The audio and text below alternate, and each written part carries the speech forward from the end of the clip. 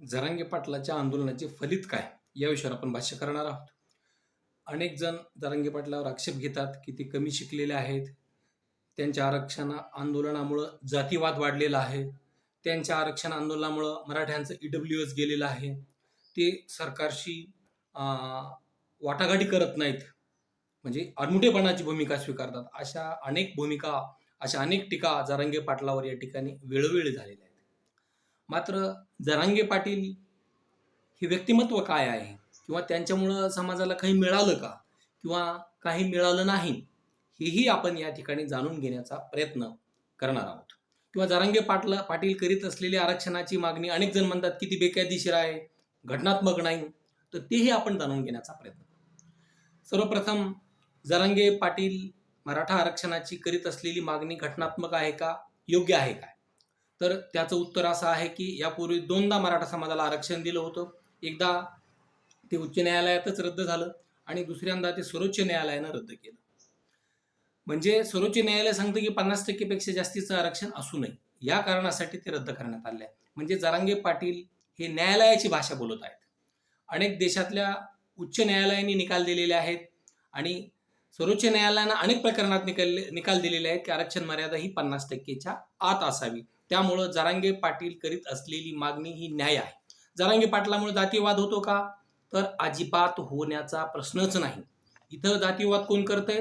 जे राज्यकर्त्याकडून सुपारी घेऊन काम करतात असे लोक या ठिकाणी जातीयवाद भडकवण्याचं काम करतात. इतर लोकांनी आरक्षण मागितलं त्यावेळेस जातीयवाद नव्हता, मग मराठा समाजानं आरक्षण मागितलं तर जातीयवाद कसा होईल? तिसरी बाब आहे की जरांगे पाटलांनी त्या ठिकाणी आरक्षण मागितल्यामुळं EWS गेलं. ही दादांत खोटी माहिती आहे. राज्य सरकारनं मराठा समाजानं न मागितलेलं 10% SCBC दिल्यामुळं मराठा समाजाचं EWS ऑटोमॅटिक बंद झालेलं आहे. त्याला जरांगे पाटील जबाबदार नाही. तर पत्रामध्ये एक बातमी आली की मराठा समाजाच्या 58,82,000 कुणबी नोंदी मिळाल्या आहेत. त्याचा फायदा 2 कोटी कुटुंबांना होणार आहे आणि आतापर्यंत 8 लाखापेक्षा जास्त प्रमाणपत्राचं वितरण झालेलं आहे. आणि एकच हलकल्लोळ माजला, एकच त्या ठिकाणी खळबळ उडाली. काही जण मग छाती बडबडू सांगायला लागले की OBC आरक्षण संपलं. असं आरक्षण कुठलंही संपत नाही. असं म्हणजे जो समाज सामाजिक आणि शैक्षणिक दृष्ट्या मागास आहे त्याला राज्यघटनेच्या कलम 340 नुसार या ठिकाणी आरक्षण मिळतं आणि मराठा समाज इतर समाजाला जाती आधारित या ठिकाणी आरक्षण मिळालेलं आहे. जातीच्या व्यवसायावर आधारित. नावी समाज केस कापण्याचं काम करतो म्हणून त्यांना आरक्षण मिळालं. माळी समाज या ठिकाणी फुलं विकण्याचं काम करतो म्हणून त्यांना आरक्षण मिळालं. कुणबी समाज कुणबी म्हणजे शेती करतोय म्हणून त्यांना आरक्षण मिळालं. मग तसंच मराठा सुद्धा या ठिकाणी कुणबी करतोय, कुणबीची तत्सम जात आहे, त्यात वेगळं काही सांगण्याची आवश्यकता नाही. त्याचबरोबर या ठिकाणी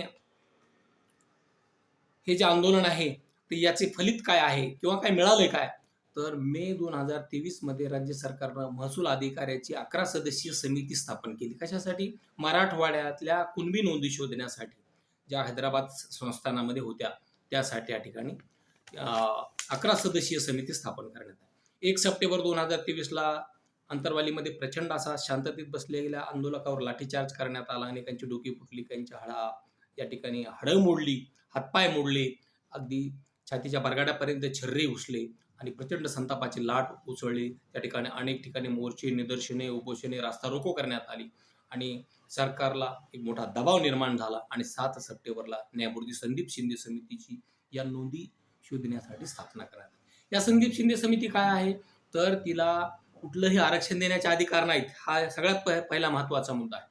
दुसरा मुद्दा आहे की तिला उच्च न्यायालयामध्ये सुद्धा आव्हान देण्यात आलं, नागपूरच्या खंडपीठामध्ये. तर खंडपीठानं स्पष्ट सांगितलं की ती वैधानिक आहे आणि आंदोलन आणि नेता एक असेल तर अनेक प्रश्न या ठिकाणी मार्गी लागतात. मराठा समाजाचे 58 मराठा क्रांती मूक मोर्चे निघाले. जगानं कौतुक केलं, पदरात काय पडलं? तर काहीच नाही, फक्त कौतुकाचे या ठिकाणी हे मिळालं. मात्र जरांगे पाटलांनी आतापर्यंत या 2.25 वर्षामध्ये 8 आमरण उपोषणे केलेले आहेत आणि आरक्षणाच्या माध्यमातून सरकारला या ठिकाणी समाजाच्या पदरात या ठिकाणी काही टाकण्यास भाग पाडलेला आहे. कोणी मान्य करा अथवा करू नये, परंतु ते जरूर मिळालेलं आहे. त्यामुळं इथं वेगळं काही सांगण्याची आवश्यकता नाही. आणि आज ते मराठा आरक्षणाच्या आंदोलनासंदर्भात घोषणा करण्यात 8वें आंदोलन करताना सरकारनं सांगितलं की आम्ही तात्काळ 4 मागण्या मान्य करतोय. त्यातल्या त्यांनी फक्त 2च मागण्या मान्य केल्या होत्या. काल तिसरी मागणी मान्य केली आहे. कक्ष सुरू केले नाही, शिंदे समितीला मुदतवाढ दिली. गुन्हे मागे घेण्याचं प्रमाण या ठिकाणी अत्यल्प आहे आणि म्हणून जरांगे पाटलांनी सरकारनं त्यांना 3 महिन्याचा अवधी मागितला होता. तो आज संपत आहे. आज थोड्याच वेळात ते पत्रकार परिषद घेऊन या ठिकाणी पुढची दिशा जाहीर करते. न्यायमूर्ती संदीप शिंदे समितीला मदत करण्यासाठी राज्यात 1800 कक्ष स्थापन करण्यात आले. मोडी लिपी अभ्यासक, उर्दू अभ्यास या ठिकाणी मदतीला देण्यात आले. बरं, या शिंदे समितीने काय केलं? 100, 150, 200 वर्षापूर्वीच्या शासनाच्या दप्तरात ज्या दडलेल्या कुणबी नोंद्या होत्या त्या या ठिकाणी शोधण्याचं काम केलं. तर या ठिकाणी राज्यभरातून जरांगे पाटलांना प्रचंड प्रकारचा या ठिकाणी पाठिंबा मिळालेला आहे. बरं, जरांगे पाटलाच्या आंदोलनातून फक्त मराठा समाजात मिळालंय का? तर मराठा समाजाला मिळाल्याबरोबर ओबीसी समाजाला भरपूर काही मिळालेलं आहे. जसं की ओबीसी समाजाला या ठिकाणी स्वाधार योजना, आधार योजना लागू झाली. अगदी 50-60 हजारापर्यंत दरमहा या ठिकाणी मिळू लागले. ओबीसींची वसतिगृह जरांगे पाटलाच्या रेट्यामुळे या ठिकाणी झाली. महाज्योतीला या ठिकाणी निधी जरांगे पाटलामुळे मिळू लागला. इतकंच नाही तर मायक्रो ओबीसीचे जवळपास 3.5 डझनपेक्षा जास्तीचे महामंडळ सरकारला जरांगे पाटलाच्या आंदोलनाच्या रेट्यातूनच स्थापन करावी लागली. एवढंच नाही तर एससी एसटीच्या अनेक घटकांना सुद्धा जरांगे पाटलामुळे लाभ मिळण्यास सुरुवात झाली. म्हणजे आणि इतकंच नाही तर लोकसंख्येचा अर्धा जो भाग आहे महिला, तर या महिलांना या ठिकाणी स्वतंत्र स्वरूपाच्या सुविधा त्या ठिकाणी सरकारला द्यावे लागल्या. मुलींना मोफत शिक्षणाची घोषणा सुद्धा जरांगे पाटलाच्या आंदोलनाच्या रेट्यातूनच या ठिकाणी सरकारला हा निर्णय घ्यावा लागलेला आहे. आणि आरक्षण घराघरांपर्यंत पोहोचवण्याचं काम त्यांनी केलेलं आहे. चुलीपर्यंत समजावून सांगण्याचं काम केलं आहे. समाजात एकजुटीची आणि संघर्षाची भावना निर्माण केलेलं आहे. एक नवचैतन्य त्यांनी निर्माण केलेलं आहे. उपोषणे, रास्ता रोको या अशा प्रकारच्या अनेक आंदोलनाच्या माध्यमातून म्हणजे पुढाऱ्यांना गावबंदी सारख्या शास्त्रांना या ठिकाणी आणून सोडलेला आहे. ज्यावेळेस त्यांनी अंतरवाली सराटीत पहिलं आमरण उपोषण केलं तर हे उपोषण सोडवायला खुद्द मुख्यमंत्री अंतरवाली सराटीमध्ये या ठिकाणी आले होते. म्हणजे आणि त्यांनी वाटाघाटी चर्चा सरकारशी असेल, सरकारच्या अधिकाऱ्यांशी असेल, तर त्या हजारो लोकांच्या समोर, मीडियाच्या समोर, सीसीटीव्हीच्या समोर केलेल्या आहेत. त्यामुळे लोकांना एक विश्वासार्हता या माणसाबद्दल वाटलेली आहे. आणि जगातील सगळ्यात मोठी सभा ही अंतरवालीला 1.5 कोटी बांधवाची सभा घेऊन त्यांनी एक नवा इतिहास रचण्याचं काम केलेलं आहे. नारायणगडावर सुद्धा अतिशय करोडोच्या संख्येतला दसरा मेळावा घेऊन त्यांनी सामाजिक बांधिलकी किंवा सामाजिक संघटनाची चुणूक या ठिकाणी दाखवून दिलेली आहे. राजकीय पुढाऱ्यांना गर्दी जमवण्यासाठी लोकांना या ठिकाणी वाहनं लावून द्यावं लागतात, जेवणावळी द्यावं लागतात, पैसे वाटावे लागतात. परंतु इथं मात्र पदरचे पैसे खर्च करून समाज या ठिकाणी मोठ्या प्रमाणावर आल्या. राज्यात 300 पेक्षा जास्त सभा त्यांनी घेतल्या. गर्दीचे सर्व रेकॉर्ड त्यांनी तोडलेले आहे. वेळेचं भान उरलं नाही. संध्याकाळी 6ची सभा दुसऱ्या दिवशी सकाळी 6ला घडल्याचे सुद्धा आपल्याला पाहायला मिळालं. आबालवृद्ध, माता, भगिनी, लहान मुलं सुद्धा जागची हललेली नाहीत. म्हणजे इतकं प्रचंड प्रेम हे जरांगे पाटलावर या ठिकाणी केले. लोक म्हणतात की जरांगे पाटलाची भाषा आक्रमक आहे, ते शिकलेले नाही. जरांगे पाटील जरी कमी शिकलेले असतील तरी त्यांना माणसं वाचता येतात आणि त्यांची भाषा ही आक्रमक जरी असली तरी त्यांचा मंत्र्याची सुसंवाद या ठिकाणी कायम आहे. आशिष शेलार असतील, त्या ठिकाणी मोहोळ साहेब असतील, किंवा राणा असतील, किंवा इकडं शिंदे साहेबाचे मंत्री उदय सामंत असतील, शंभूराजे देसाई असतील, अशा अनेकांशी त्यांचा सुसंवाद हा कायम असतो. सरकारचे अनेक आमदार, सत्ताधारी आमदार सुद्धा त्या ठिकाणी भेटी देतात, संपर्क करतात. अधिकाऱ्यांशी सुद्धा त्यांचा अतिशय चांगला सुसंवाद या ठिकाणी आहे. म्हणून त्यांची भूमिका आडेलतट्टूपणाची आहे असं म्हणणं अत्यंत चुकीचं या ठिकाणी आहे. आणि त्याचबरोबर या ठिकाणी राज्य सरकारनं जे 10% एसीबीचे आरक्षण दिलं तर ते जरांगे पाटलाच्या आंदोलनाच्या रेट्यामुळे दिलं. अवघ्या 9 दिवसामध्ये या ठिकाणी 2,59,00,000 लोकांचं चांदा ते बांधा राज्यभर फिरून जिओ टॅगिंग सर्वेक्षण न्यायमूर्ती शुक्रे आयोगाच्या माध्यमातून हे सरकारला करावं लागलं. आणि सरकारनं 10% एसीबीचे आरक्षण हे फक्त जरांगे पाटलाच्या आंदोलनामुळेच दिलं, कोणी काहीही म्हणून. आणि नागपूरच्या खंडपीठानं तसं या न्यायमूर्ती संदीप शिंदेला वैधच ठरवलेला आहे. पंजाबराव देशमुख वसतिगृह निर्वाह भत्ता हा खुल्या प्रवर्गासाठी आहे. पहिल्यांदा हा मुद्दा जाणून घ्या. फक्त मराठा समाजासाठी नाही. मग ते ब्राह्मण असतील, ते मारवाडी असतील, जैन असतील, हे सुद्धा याचा लाभ घेऊ शकतात. तालुक्याच्या ठिकाणी राहणाराला 38,000, जिल्ह्याच्या ठिकाणी राहणाराला या ठिकाणी 43,000, मोठ्या शहराच्या ठिकाणी राहणाऱ्यांना या ठिकाणी 51,000, तर मेट्रो सिटीमध्ये राहणाऱ्यांना त्या ठिकाणी 60,000 दरमहा विद्यार्थ्यांना वसतिगृह निर्वाह भत्ता मिळतो. म्हणजे सर्वच ओपनच्या विद्यार्थ्याचं भलं करण्याचं काम सुद्धा जरांगे पाटलाच्या आंदोलनाच्या रेट्यातूनच सरकारनं हा निर्णय घेतलेला आहे. यात दुमत असण्याचं कारण नाही. आणि ओबीसीच्या विद्यार्थ्यांना, OBC, NT, DNT, VJNT, SBC या विद्यार्थ्यांना सुद्धा हा जी एसटी आणि एससीच्या विद्यार्थ्यांच्या धर्तीवर जी सावित्रीबाई फुले आधार योजना लागू केलेली आहे, तर ती सुद्धा ही जरांगे पाटलाच्या आंदोलनाच्या रेट्याचंच फलित या ठिकाणी आहे. त्यामुळं या ठिकाणी सर्वच खुल्या घटकांना मिळालं. खुल्या घटकांना अमृत नावाचं महामंडळ सुद्धा या ठिकाणी जरांगे पाटलाच्या आंदोलनातूनच या ठिकाणी मिळालेलं आहे. कसं मिळालेलं आहे? कारण यांना द्यायचं तर त्यांना द्यावा लागला, राग येईल म्हणून त्यांना दिलं. एवढंच नाही, तर जसे सारथीला प्रचंड निधी मिळू लागला, तसा महाज्योतीला मिळू लागला, तसा बार्टीला सुद्धा मिळू लागला, तसा आरटीला मिळू लागला. अशा अनेक संस्था या ठिकाणी निर्माण झाल्या. हे सुद्धा फलित हे सामाजिक आंदोलनाचंच आहे, हे नाकारून चालणार नाही. याशिवाय या ठिकाणी मराठा समाजाच्या मराठा कुणबी मराठा या नोंदी जुळवण्यासाठी वंशावळ समिती ही तहसीलदारांच्या अध्यक्षतेखाली सरकारनं स्थापन केलेली आहे. कालच पुन्हा नव्यानं त्याचा एक जी आर आलेला आहे. तर हे सुद्धा फलित जरांगे पाटलाच्या आंदोलनाचंच या ठिकाणी. याशिवाय मराठा आरक्षण आंदोलन हे कोर्टामध्ये गेलेलं आहे, चॅलेंज झालेलं आहे. जे आता म्हणजे जरांगे पाटलांनी नाकारलं आहे, मराठा समाजाने नाकारलं, तरी सरकारनं ते थोपवलेलं आहे. तर या संदर्भात न्यायमूर्ती दिलीप भोसले जे सेवानिवृत्त आहेत ते अध्यक्ष आहेत, न्यायमूर्ती मारुती गायकवाड हे सदस्य आहेत आणि न्यायमूर्ती संदीप शिंदे हे सदस्य आहेत. हे अशा प्रकारचं सल्लागार मंडळ सुद्धा जरांगे पाटलाच्या आंदोलनाचंच फलित या ठिकाणी आहे. याशिवाय 26 जानेवारी 2024 रोजी या ठिकाणी जरांगे पाटलाचे आंतरवाले सराटी टू मुंबई हा जो लॉंग मार्च त्यांनी काढला होता, ज्यामध्ये लाखो समाज बांधव यामध्ये सहभागी झाले होते. जगातलं ऐतिहासिक असं आंदोलन या ठिकाणी म्हणून ज्याची नोंद घेतली गेली. अगदी आंतरराष्ट्रीय दर्जावर, आंतरराष्ट्रीय पातळीवर वृत्तपत्राने ज्याची दखल घेतली गेली. तर ते आंदोलन ज्यावेळेस वाशीमध्ये गेलं आणि तर सरकारला सगळे सोयरेचा ड्राफ्ट या ठिकाणी काढावा लागला. जातीचे प्रमाणपत्र देण्याचे, त्याच्या पडताळणीचे विनियमन अधिनियम 2000 या अधिसूचनेचा ड्राफ्ट प्रसिद्ध करण्यात आला. 26 फेब्रुवारी 2024 पर्यंत त्याच्यावर सूचना हरकती या ठिकाणी मागवण्यात आल्या. त्यावर 8.5 लाख सूचना हरकती या ठिकाणी आलेल्या आहेत आणि सरकारचं काम सुरू आहे. सरकारला यावर सुद्धा मार्ग काढावाच लागणार आहे. यात कुठलेही तडजोड नाही. याशिवाय जरांगे पाटलाच्या आंदोलनामुळे आणखी काय झालं, की जे काही दुकानदार होते त्यांची दुकानदारी या ठिकाणी बंद झालेली आहे. आता कोण दुकानदार होते, कसलं दुकान चालवत होते, हा एक संशोधनाचा भाग आहे. परंतु एवढं मात्र निश्चित आहे की इथं पारदर्शकता आलेली आहे.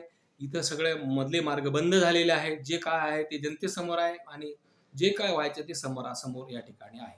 त्यामुळं अशा प्रकारचं जरांगे पाटलावर आक्षेप घेण्यासाठी अनेक जण पुढे येतात, काही टीका करतात, काही लोकांनी, काही हस्तकांनी तर जरांगे पाटलाचे सहकारी फोडण्याचं काम केलं. ठीक आहे, तो ज्याचा त्याचा भाग असेल. परंतु अनेक पॉझिटिव्ह गोष्टी या निमित्तानं घडल्या, हे मात्र कुणीही नाकारू शकत नाही. आरक्षण मिळेपर्यंत मराठा विद्यार्थ्यांना ओबीसीच्या सर्व सवलती देण्याचं पत्र सुद्धा शासनाला काढावं लागलं. मुलींना मोफत शिक्षण असेल ते सुद्धा सरकारला काढावं लागलं. एवढंच नाही तर न्यायमूर्ती संदीप शिंदे समोर आता सगळ्यात महत्त्वाचा आणि कळीचा मुद्दा हाच आहे.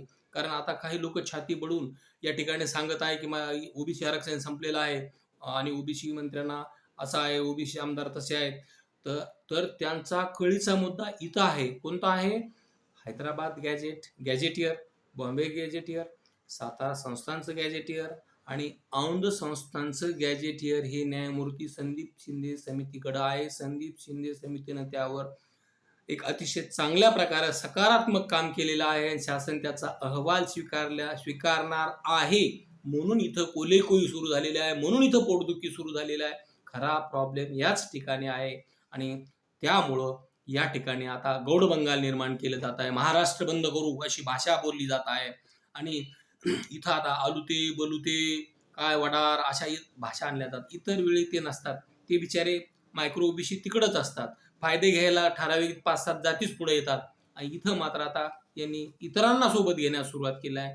परंतु आता सर्व लोक हे समजदार आहेत, जाणकार आहेत, सुशिक्षित आहेत, सगळं कळतंय, कोण फसवतोय, कोण काय करतंय.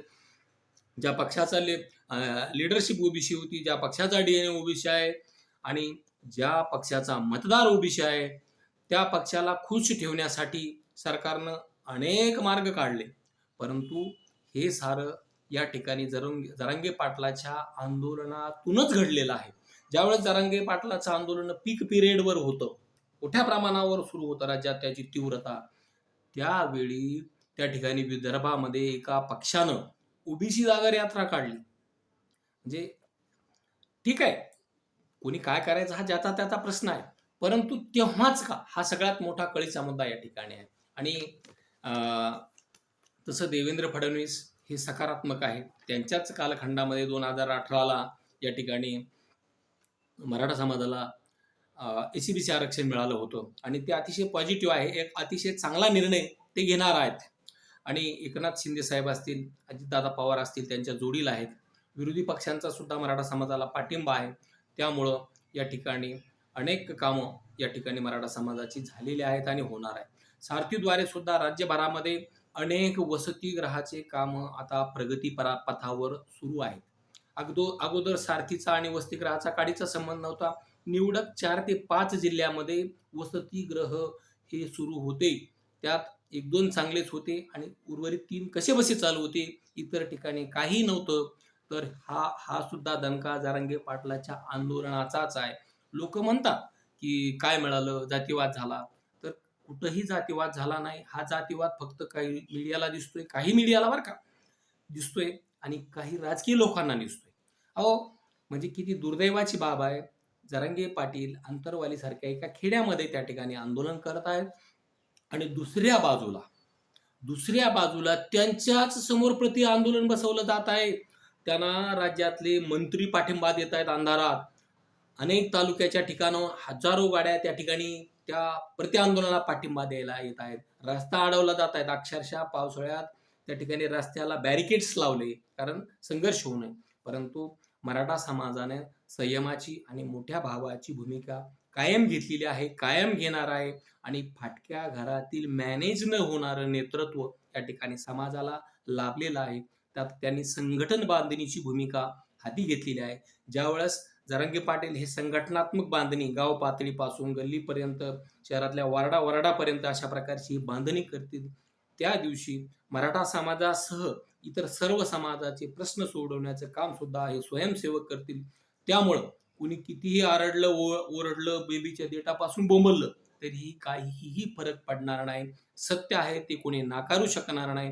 सूर्य म्हणजे कोणी झाकून ठेवला, या ठिकाणी कोंबडं झाकून ठेवलं म्हणून सूर्य उगवायचा थांबणार नाही. आणि कोणी मान्य करा न मान्य करा, जरांगे पाटलामुळं ज्या शेकडो वर्षाच्या नोंदी शासनाच्या दप्तरात दडलेल्या होत्या आणि आता शासनाच्या त्या वेबसाईटवर प्रसिद्ध आहेत, खुलेआम आहे, जे काय सरळ आहे. आता लोक आक्षेप घेतात, जरांगे पाटलाच्या आंदोलनाच्या विरोधात तो एक मंत्रीच उतरला होता आणि त्यानं मोठा फौजफाटा, म्हणजे पडेल सडेल काही आजी माजी आमदार, मंत्री, खासदार सुद्धा सोबत घेतले होते. म्हणजे किती गंभीर आणि किती संघर्षाचा काळ आहे. जवळपास 2.5 वर्ष झालं हे आंदोलन सुरू आहे आणि आता जरांगे पाटील या ठिकाणी पुढच्या आंदोलनाची भूमिका या ठिकाणी ठरवणार आहे. एवढंच नाही, मराठा आरक्षणाचा प्रश्न संपल्यानंतर त्या ठिकाणी त्यांनी शेतकऱ्यांचे प्रश्न हाती घेण्याचा प्रण केलेला आहे. याशिवाय जालन्याच्या शहागड येथे त्यांनी सर्व समाज बांधवासाठी छत्रपती भवन सारखी वास्तू उभा केलेली आहे.